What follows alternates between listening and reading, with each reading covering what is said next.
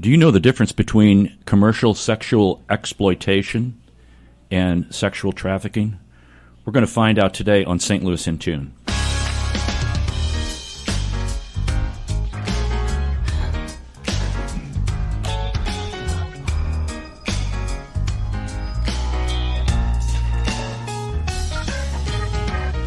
Welcome to St. Louis in Tune, and thank you for joining us for fresh perspectives on issues and events with experts, community leaders, and everyday people who are driving change and making an impact that shapes our society and world. I'm Arnold Stricker here with Mark Langston. Mark, how are you today, sir? I'm fine, sir. I know. You're the only one that calls me sir. Does that mean I'm younger than you are? Unless it's younger kids that are like working at someplace and, sir, can I help you? I'm like, I can never get used to that. Sir. That's how I was raised. Sir. Yeah. Respect your elders. Hey, Gramps. There's a concept. Respect your elders. It's... Now, you must have been looking at my return to civility. I didn't look. Now, folks, I'm not kidding. I didn't look behind the curtain. He did not look behind the curtain. Don't pay any attention to that man behind the curtain. Really? The return to civility today. Mark, hold on to your seat. All right. Be considerate and respectful to the elderly. No. Yes. Yes.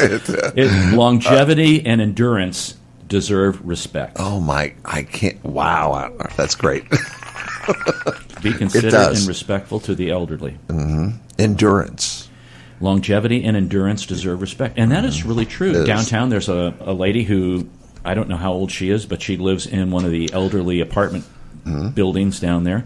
And she walks around and tools around with her walker. And when one of the local grocery stores went out of business, I guess she has to walk down to Schnucks, which is way down on 9th Street. And she was crossing 12th Street, Tucker. And that's Interstate Tucker down there with 8 lanes of traffic. And I was like, Kathy, how are you doing this? And she was just tooling along. Wow. She endures. You have to do what you have to do, especially if there's no one there to help you. Mm-hmm. That's right. So. And we should help out folks. We should. Everybody matters or nobody matters. That's correct. You know? That's another good return to civility. So, folks, be considerate and respectful to the elderly. Okay. We're considerate and respectful today because in studio we have C.A.T.E. Rhoades. She's founder and executive director of Healing Action. Since 2005, C.A.T.E.'s been raising awareness about commercial sexual exploitation through speaking about her own experience as a survivor, mentoring other survivors, and consulting with agencies that support victims of violence. She holds a master's in social work from Washington University here in St. Louis, as well as a bachelor in social work from Metropolitan State University. C.A.T.E., welcome to St. Louis in Tune. Absolutely. Thank you. It's great to have you here. And we've had several folks on previously to talk about trafficking and exploitation, and I will refer those in the show notes to folks. They can go back and look at those. But let's discuss a couple things to clarify for folks. What is the difference between trafficking and exploitation? Absolutely. If you look at human trafficking as a spectrum, on one end you have really what's been called lately, what we hear now as sex work, where it conjures this idea of 100% free choice. Folks choose, it's a profession, very much heavy on the agency aspect of it. And then on the other end of that spectrum, you have sex trafficking, which tends to conjure up things like the movie Taken, or folks don't have any choice whatsoever. They're being kidnapped and forced in basements and things like that. What we find, though, is that most people that we identify is they're somewhere along that spectrum. So human trafficking definitely involves force, fraud, and coercion. If folks are 18 and older and there is somebody who is using force, fraud, or coercion, forcing them into the sex trade, then we would consider them sex trafficking victims. And on the other end, they could be engaging in sex work, but there's not necessarily somebody who is quote unquote forcing, coercing, or using fraud to get them into that. Now, we can get into the definition of choice, right? What is choice? And that's where the term commercial sexual exploitation comes from. So myself and then at Healing Action, we view sex work as inherently exploitive. And so we use the term commercial sexual exploitation, regardless if there's a third party kind of forcing adults. And the reason why we do that is because a lot of the folks that we serve, they started in sex work as minors because they didn't have a choice. And if you have to feed your family, or you have to keep a roof over your head and you're engaging in sex work, or if you're trans and no one will hire you because you're trans, and then you have to engage in sex work, is that really a choice, or is that exploitation? And so we use the term commercial sexual exploitation. That really helps clarify some things. And for listeners out there, there is other kinds of trafficking. We're not really going to speak about the servitude kind of trafficking, or we're going to specifically talk about the sexual exploitation today. So St. Louis is the 16th top city for human trafficking, and Missouri is the 15th highest state in the country as it relates to hotline calls related to that. What is the significance of our city and our state as it relates to this? Absolutely. So Missouri and St. Louis is really Central America. It's right in the heart of the country, and because of that, we are at the center of several intersections and several highway systems, and so you can pretty much get anywhere in the country from Missouri. And so that definitely increases access to folks who are trafficking folks. They might just be coming through. They might already be in St. Louis and trafficking folks within here in St. Louis, or they might be stopping along the way, trafficking folks, and then going to another city as well. There's another couple reasons, I think, that St. Louis, in particular, we see high rates of commercial sexual exploitation or sex trafficking. And part of that is we have a very high homeless population. We also have a high homeless youth population. And so when, especially kiddos, I know teenagers don't like to be called kiddos, but when kiddos are on the street and they're just susceptible to exploitation, whether that is, hey, you can come stay with me. I'll give you a place to stay. I'll give you food. But by the way, you have to do X, Y, and Z for me. So that minors, that would be considered sex trafficking. And so it opens the door to more of that exploitation for them. Katie, can I go back? So St. Louis is one of the biggest cities for this? For sex trafficking, we definitely rank higher, particularly for sex trafficking. It's hard to tell with statistics, right? Is that because we're starting to have better identification and so people are hotlining more? Right. Or is it because of incidences? We have found that during the pandemic that incidences have gone up, just because of the economic strain on communities, and then also a lot of people losing their jobs. At the beginning of the pandemic, a lot of people were forced indoors, and you weren't really seeing the external, street prostitution, things like that happening very often. And so it started to get a little bit more hidden. We also saw domestic violence increase during the pandemic as well. I don't think anybody wants to claim that their city is at the top of that kind of a list. And it's disturbing that St. Louis is that way. But like you say, people that are on the streets and have nowhere else to go, no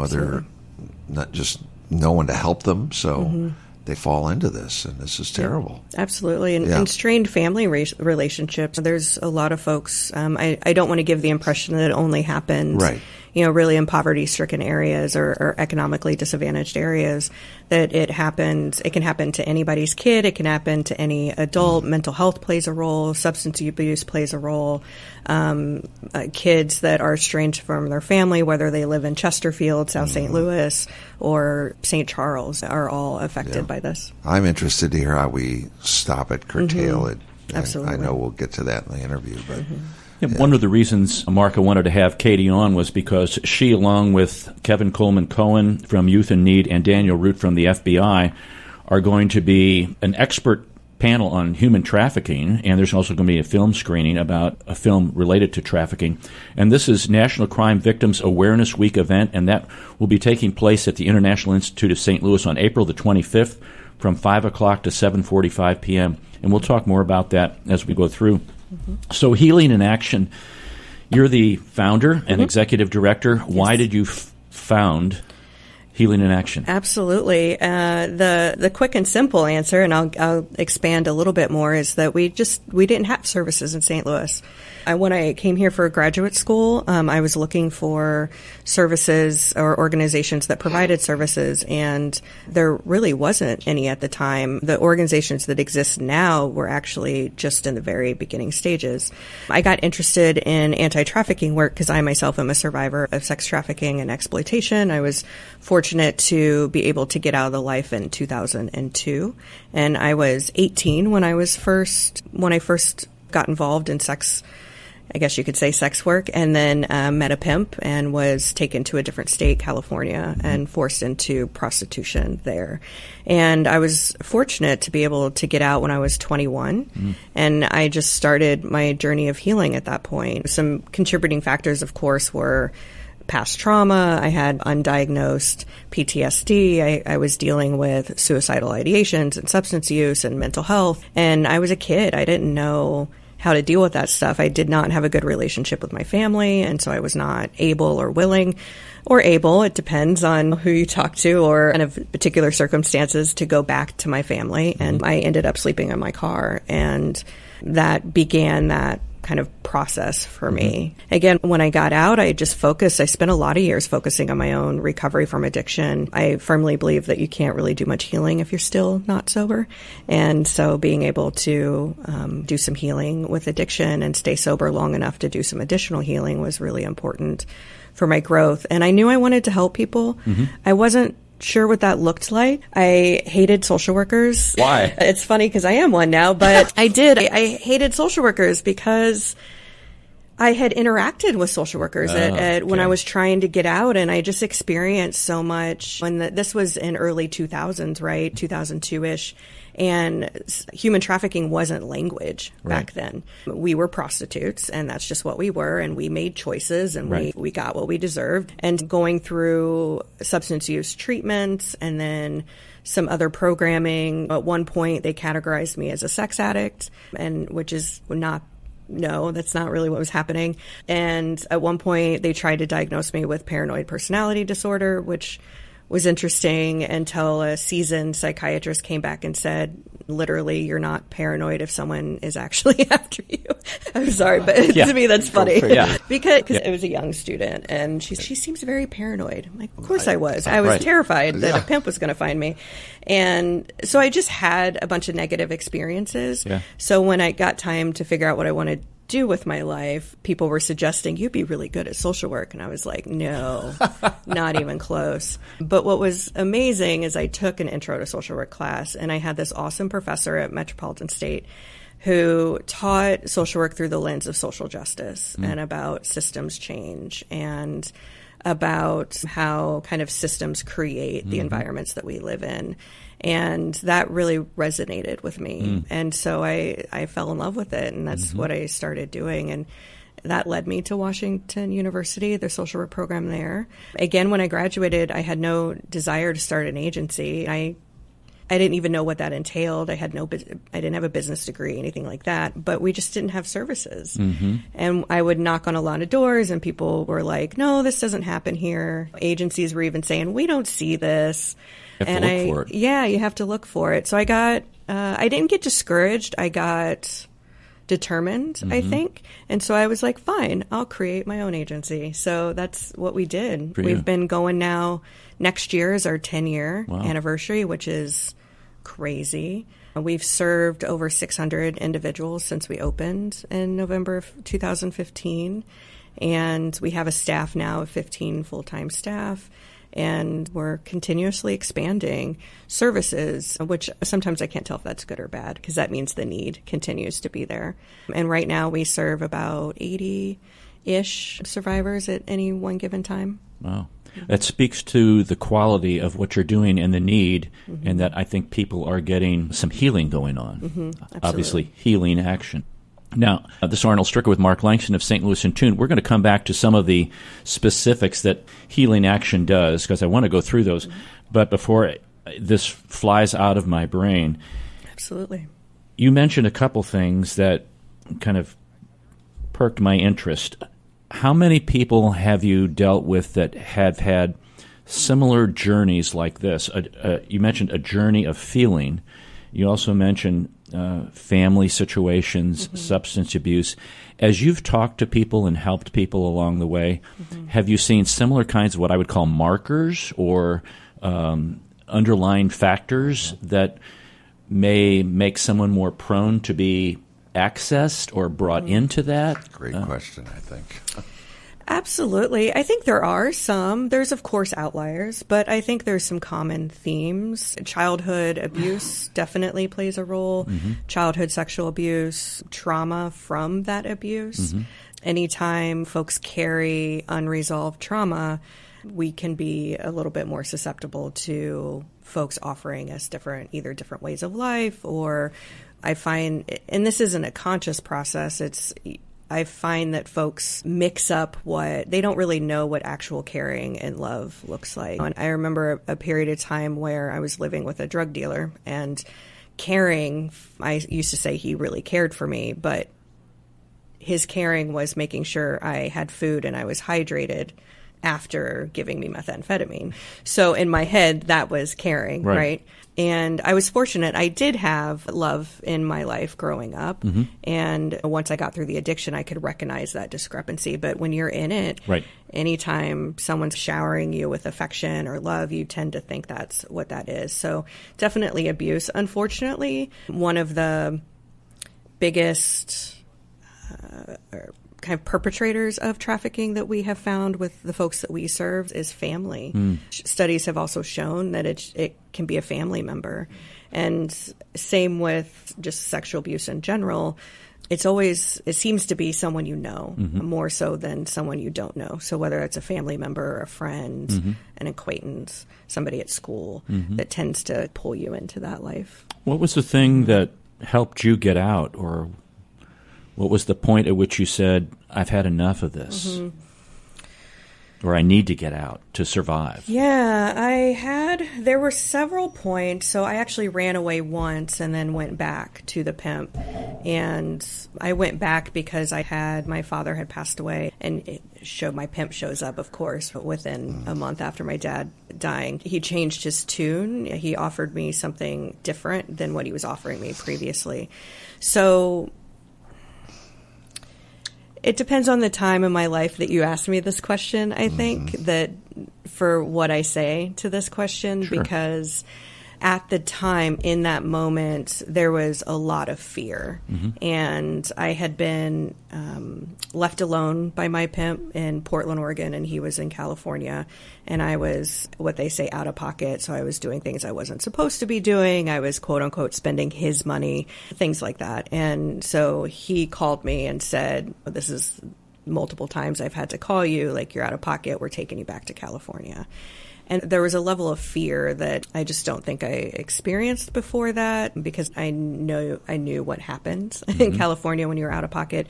And in my mind, I was like, I'm going to end up in a dumpster, or I'm going to be sold to another pimp. And this might sound crazy, but I don't know how else to say it. But like, my pimp was a decent pimp. See, that's strange. Sounds weird. Yeah, it sounds very weird. But I get it. But at the time, I knew what to expect. He wasn't as violent as the other ones around. He didn't allow us to do a lot of drugs because we couldn't make money. And so in my mind, that was better than what I saw. So the thought of being sold to another pimp terrified me, I think, more than ending up in a dumpster. So in that moment, it was fear. And I reached out to a family physician. I had her cell phone number, so I called her, because we didn't have text messaging back then, I don't think. So I called her from the strip club and said, I can't do this anymore. And she had no idea about the trafficking, but she knew about my addiction. So she was like, of course, honey, lay low. Let me get in contact with your parents. We'll get you into treatment. Katie, was the pimp supply you with the drugs? Is that where, or did you get them on your own? He gave us marijuana and alcohol. He was not a big fan of other drugs. I was already addicted to other things when I met them, and that was one of the things that they used to get me to go with them was like, you can't do any of that stuff. And in my mind, that was my way of getting away from the craziness that I was in. Yeah. So when he found out later, after I had been left alone, that I was back doing some of that stuff, he wasn't concerned about my health. He was concerned about me spending, quote unquote, his money, and then also just not being able to make money for him. Because you were strung out. Yeah. Man, okay. When you formed Healing Action, I'm looking at your mission and your vision and values, and many times people don't put a lot of stock. They go, yeah, we got our mission. Yeah, we have our vision. And your values, though, I want to read these because I think they're very specific, and they underline, let me back up. They undergird the services that you offer. Absolutely. And one is collaboration, self-determination. We believe members are the experts of their own lives. Yes. They have the power to define their needs and make the right choices for their care and future. Being authenticity, we prioritize realism, directness, and truthfulness, and then transparency. We do what we say and explain our decisions. Why those values? And speak a little bit more about the ones that just pop up to you. To me, it was self-determination and authenticity. Absolutely. Yeah, our values are extremely important. We do incorporate them into everything that we do at Healing Action. That goes from our performance reviews. We incorporate how, we evaluate staff on how well they embody those values. We go through them at pretty much every staff meeting, at least one of them. That's how we get our feedback from staff, is how are we doing on collaboration? How are we doing on authenticity? And I'm a firm believer in values driving our actions. And I think some of the biggest ones for me are the ones that you hit on too, self-determination. Our clients in particular, because of the nature of the crime that's been perpetrated against them, they have had their choices taken away pretty much their whole life. Whether that's from abusive parents, whether that's from pimps or additional abusers. And in particular with human trafficking, they take your choices away on purpose. And they use tactics like manipulation. If you do X, Y, and Z task, I'm going to give you food. If you do, and this is where not necessarily the self-determination, but also the kind of realism aspect, authenticity, we do what we say. Because pimps use that type of emotional manipulation all the time. They use their position of power all the time, because I can take your housing away, I can take your food away. And so as an organization, we have to be extremely careful of not replicating those abusive tactics. And so thinking about self-determination for our clients, even if they are making quote-unquote choices that we don't necessarily agree with, that's their right to make those choices. And we'll provide information. We'll say, hey, there might be some consequences to this, but they get to make those choices. And the difference, too, is we then don't use that to manipulate them later and say, well, if you would have done this. We support them even through those consequences. Yeah, and you're helping them just gain some of self-respect and self-direction for who they are as an individual. Yeah, some autonomy and choice. Absolutely. Wow. We're talking to Katie Rhoades. She's founder and executive director of Healing Action. She's going to be speaking on a panel on human trafficking, and that's going to take place during the National Crime Victims Awareness Week. That event will take place at the International Institute of St. Louis on April the 25th from 5 o'clock to 7:45. You can get in touch with the International Institute, iistl.org. Call them up to find out a little bit more about that information. Along on the panel will be a film director and an individual from the FBI. So we're going to come back. We will get into the specifics of what Healing Action offers to those individuals who are coming out of sex trafficking and sex exploitation. This is Arnold Strick with Mark Langston of St. Louis in Tune. We'll be right back.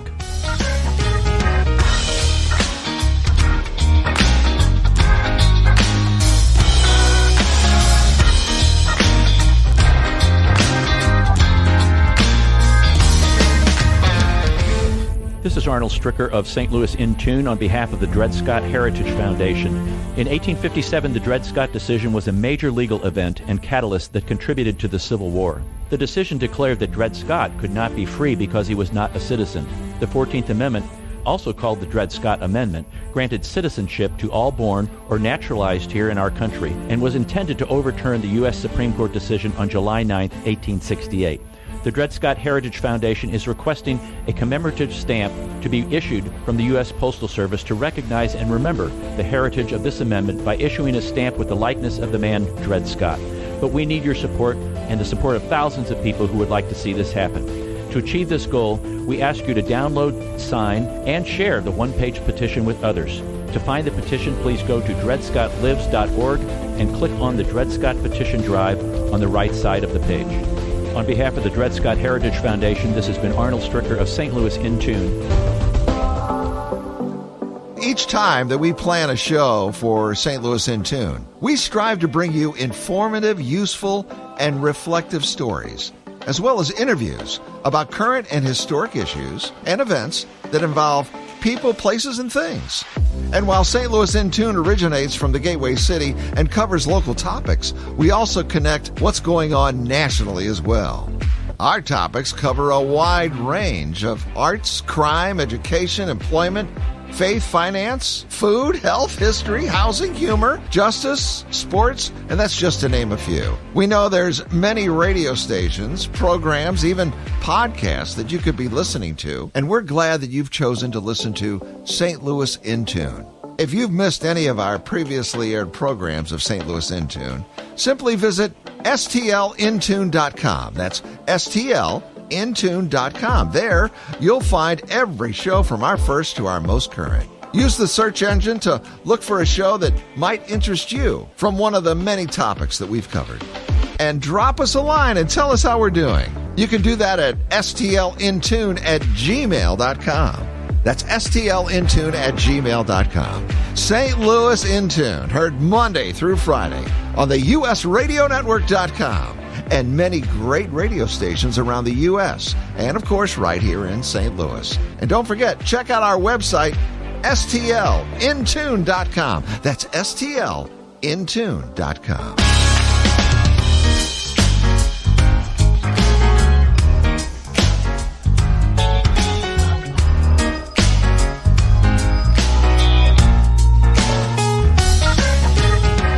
Welcome back to St. Louis in Tune. This is Arnold Stricker with Mark Langston. We're talking to Katie Rhoades. She's founder and executive director of Healing Action. And before the break, we were talking about what Healing Action we were going to do. What is Healing Action actually accomplishing with folks? Absolutely. Yeah. What do you do? What are your services? Oh, goodness. What do we do? Save people. I've got this listing here from the website. Yeah, I'm going to try this without a lot of social work ease, right? We help people on their journey, whether that's the basic answer, and I'll give you a little more specifics, but whether somebody is actively being trafficked, actively engaged in sex work, folks are still able to come to us, right? And services look a little bit different depending on who the person is. We tailor services for the individual. Folks who are still being trafficked, we work with them on, sometimes it looks like secret meetings, sometimes it looks like helping them safety plan around like how to get to safety, how can you leave that situation. We're not an organization that goes in and quote unquote like rescues people. That is extremely dangerous and can actually cause the victims to be harmed. And so we don't want to do anything that's add additional harm onto the folks. We do what we can to work with them, work with law enforcement to help them get out. And then we do crisis intervention. What are your immediate needs? Do you need medical care? Do you need psychiatric care? Do you need a place to stay? And help them find those basic needs as well. We do operate a drop-in center for our current members. Unfortunately, we're not big enough to have kind of a drop-in center for the community. But for our current members where they can come and get some food, they can do laundry. If they're currently homeless and they're struggling, they can come and sleep during the day at our office. We actually find that for us, that's really important. It tells us that folks feel safe enough to sleep in our office. Right. People don't sleep if they don't feel safe. And so to me, that says a lot about our environment, is so some of our folks could come in and take a nap and feel safe to do that. We also help them get into treatment. We do education services, help them get into school. We support them through therapy. We also have a peer specialist on staff who's also a survivor.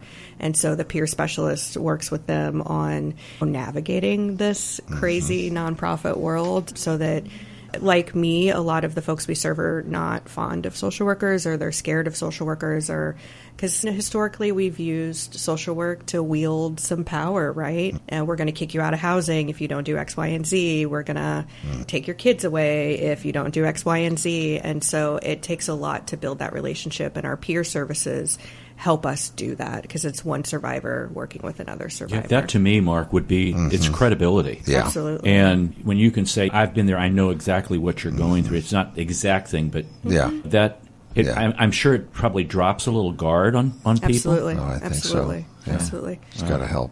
Absolutely. We also host the Coalition Against Trafficking and Exploitation. So that's a program under Healing Action. It's a statewide coalition of service providers and legislators and law enforcement that's working to address the systemic issues of human trafficking, change some policy, things like getting access to health care. A lot of our folks don't qualify for things like Medicaid or Medicare, and so they just don't have access to health care, which is, if you can think about the physical trauma that they've experienced as well, they really do need it seems to me like human trafficking has been like a touch thing, never really talked about until maybe the last 10 years. Exactly. Is that about accurate? Yeah, human trafficking wasn't a term, actually.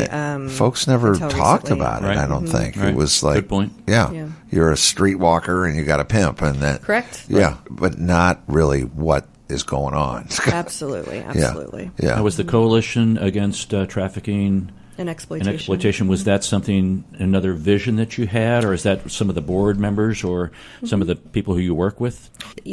It was started by a smaller group when another coalition folded. C.A.T.E started. We call it C.A.T.E. C.A.T.E started, and it bounced around from a couple agencies, but where it was housed wasn't the primary population they served. So it didn't get a lot of resources and attention. And then it was due to close again, and we just couldn't have that because there would have been no trafficking coalition in the state. And so we went ahead, agreed to take it over. Doing a coalition was actually my original vision before Healing Action opened. I wanted to actually bring together services, not start them. But then when we found out there wasn't any services to bring together, that's when we started Healing Action as a direct service agency. So when that came back around, that we could take over the coalition and we could do some more macro work, we absolutely jumped on it, because we believe, again, that's collaboration, right? One of our values. Not one agency can do this work, and not one agency can be an expert on everything. And so having a community that actually supports survivors is, I think, what's going to change the needle for us here in Missouri. And that word is mentioned a lot. I caught that a lot in your website. Making a common experience. You're building that community. You even you'll pick people up, transportation, because that's a basic thing to be able to get from point A to point B. And if people don't have access to that.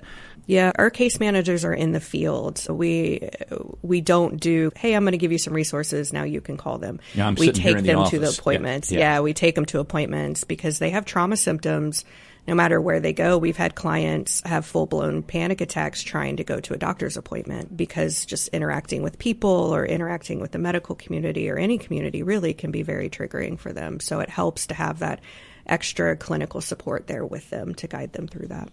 I want to give the website for Healing Action. It's healingaction.org, healingaction.org. And is it, how did you pronounce that? MoCATE? MoCATE, yes, MoCATE.org. MoCATE.org. And Katie's going to be on the expert panel along with two other individuals for the National Crime Victims Awareness Week event, and that's at the International Institute of St. Louis, April the 25th from 5 o'clock to 7:45. If you need more information, you can go to iistl.org or call 314-773-9090. A question that popped up as you were talking about the coalition. What do you think government, state government, needs to do, local government need to do to assist individuals who are going through a recovery process and to prevent people from getting sucked into the exploitation and trafficking? Oh, goodness. I think there's several answers to that. The thinking about going back to prevent trafficking is that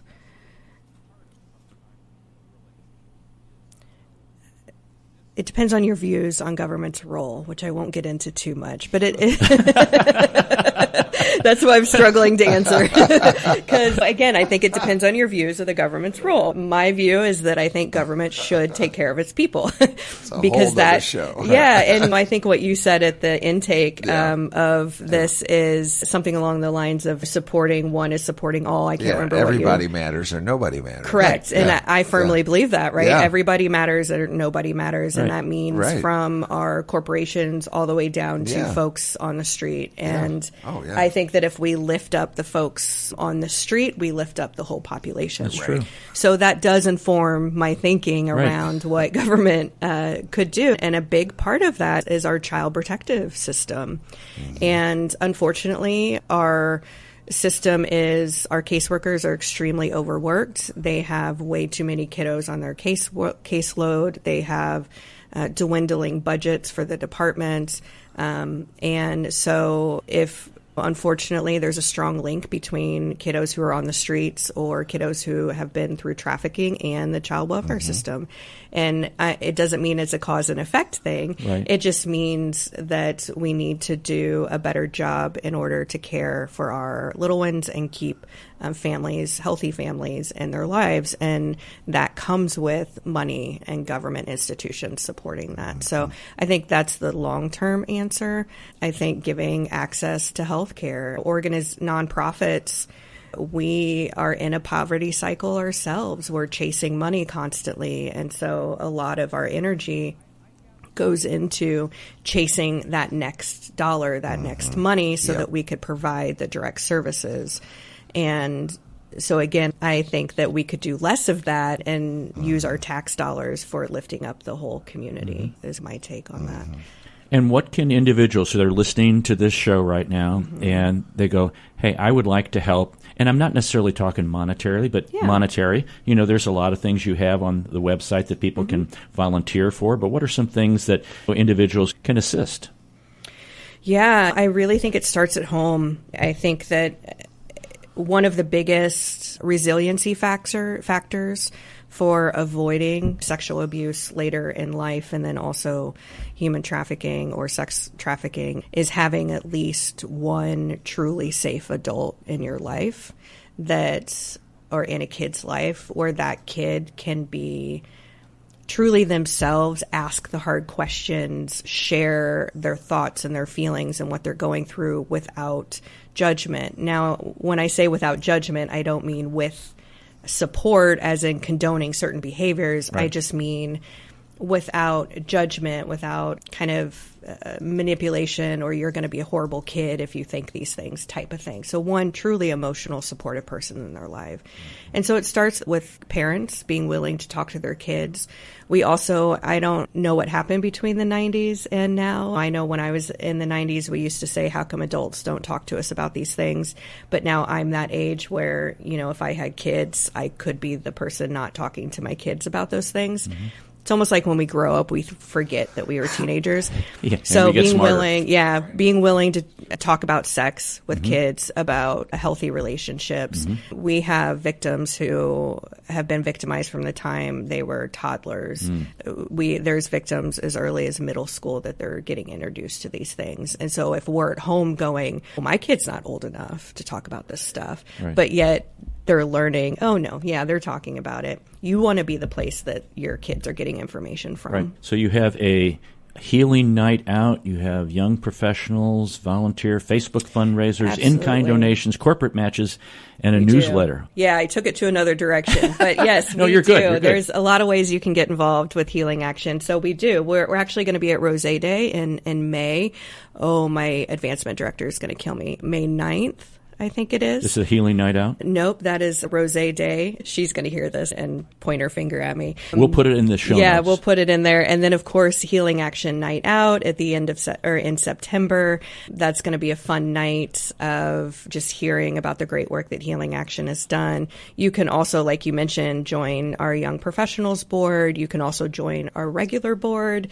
And we do trainings as well. The coalition does trainings across the state. So if you want to learn more information, you can go onto their website and find out what trainings are coming up in your areas.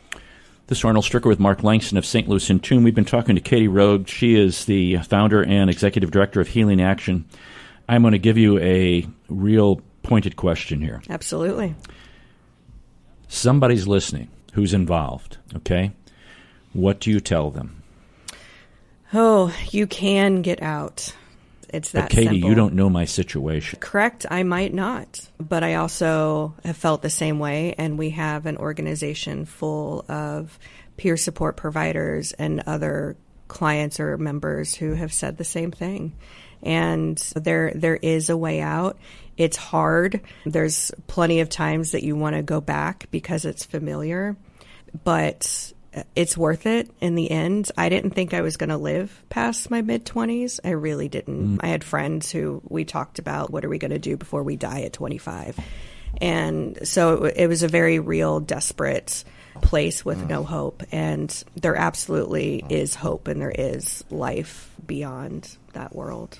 Okay, now it's very similar. I want you to talk to yourself when you were 18. Goodness. Okay? Talk to yourself when you were 18. And or maybe when you were having that conversation about what are we going to do before we die. Now, Katie, talk to Katie. Talk to Katie back. Oh, goodness. I have two things happening in my head right now. I think one is that I was hard-headed as all get out, and there's a part of me that wants to say to myself, hey, what are you doing? Come on over here. You don't need to go down this road. You don't have to live like this. And then I think the other part of my head is I would just give myself a hug and tell her that people do love her and that she's not worthless. I think is probably the softer and the one that my therapist would approve of. And that she has value. Absolutely. I firmly believe that every human being has value on this planet. And even if I want to yell at them in traffic, I still view that every human being has value. Somebody's listening, and maybe they want to get in touch with Healing Action. Absolutely. That you've touched them. How do they get in touch with Healing Action? Yeah, you can shoot us an email at info@healingaction.org. You can also give us a call at 314-833-4515. And you can connect with a person there. And if you go to the website, folks, and if you're somebody who is maybe involved in a situation, there is an escape on there. Yes. So people can't see exactly what you were looking at prior to that. Absolutely. And it won't go back to it either. So if you click out of it, it's going to go to a completely random website. It does. Mine went to the Weather Channel. Yes. Now, I will say this. I just want to put this out there. We are working on a fix. Clear once you get through that scary situation that you could have just been in order to hit escape. Make sure that you you clear the browsing data because it will show up on your browser. So we are working to fix that. So Katie is going to be at the National Crime Victims Awareness Week expert panel on April the 25th at 5 o'clock at the International Institute of St. Louis. You can call 314-773-9090 or email info@iistl.org to get more information. Katie, I really appreciate you coming on here and talking about your story and talking about Healing Action and the great work that you guys are doing. Absolutely. And I just want to do one last plug quickly for my staff. Absolutely. We have an amazing, dedicated staff that put their, goodness, now I'm going to tear up, put their whole heart and soul into serving survivors. And they really do show up with that passion and embody our values. And this organization would not exist without our staff. And they have amazing relationships with our clients. I'm very proud of our staff, and they probably get sick of me putting that out there. But I am. They're amazing, and they really do care about the folks that we serve in our community. That means so much. It does. They're absolutely amazing. Like, they carry the organization. Yeah. Absolutely. They're not just showing up to work. Correct. Yep. They're showing up to help. Yeah, that makes a big difference. That's great. That's important to do. And Healing Action staff, you should never be upset about that. No. Frankly. That the person who's leading the organization and leading the charge gives you kudos, because you do go through a lot, and it's always nice to be recognized like that. Oh, yeah. Yeah, and they advocate for our clients, and that's the best thing that our clients could have.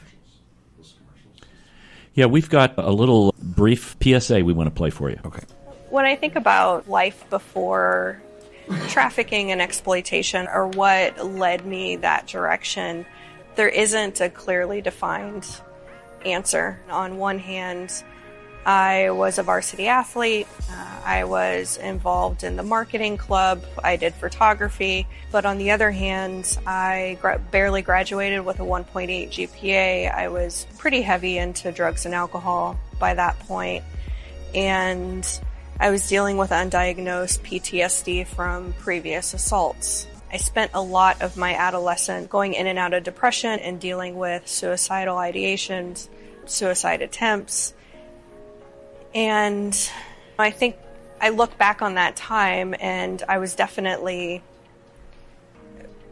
primed and ready for somebody to swoop in and offer me a different way of life. I got into the sex trade because I was sleeping in my car, and I didn't have a place to go, and I didn't have a support network. Stripping didn't stay stripping. Spent quite a bit of time surviving and just trying to figure out how to survive from one day to the next. I met a woman who was from a different state, and she looked like she had her crap together, was the short answer. And she offered me a way out of the situation that I was in. I met her boyfriend shortly after, and within a few days we went to California. They try to get you to go with them quickly, because the longer time that you have to really think about the situation, the more likely you are to walk away from it. And so if they could get me out of my comfort zone, if they could get me into a different state, I was less likely to leave. And that's exactly what happened. When I got out of the life, I did not know what future held for me. I didn't know really what I wanted to do. I just knew that I wanted to help women who have been through what I had been through. We had to start from scratch. There was very few services available for folks who were coming off the streets and who were coming out of the life of prostitution and trafficking. They needed a place that was safe, that they were not judged based on their life, and that they were viewed as victims of a crime, but also as capable individuals who can do something different and who do not need to stay where they're at. And I didn't know what that would look like, but I knew that it needed to start with survivors helping survivors. We currently have about 11 full-time staff. We've served over 200 individuals since we opened in November of 2015, and we're currently serving about 70 to 80 folks a week. We have not been able to grow the way that we have grown and to serve the folks that we serve without your help and without the help of our community. And we cannot continue to provide services and offer hope and healing to survivors without your help. We need you and people like you to continue to support Healing Action. Join us so that we can ensure that survivors can continue to heal and rebuild their lives. That's great, Katie.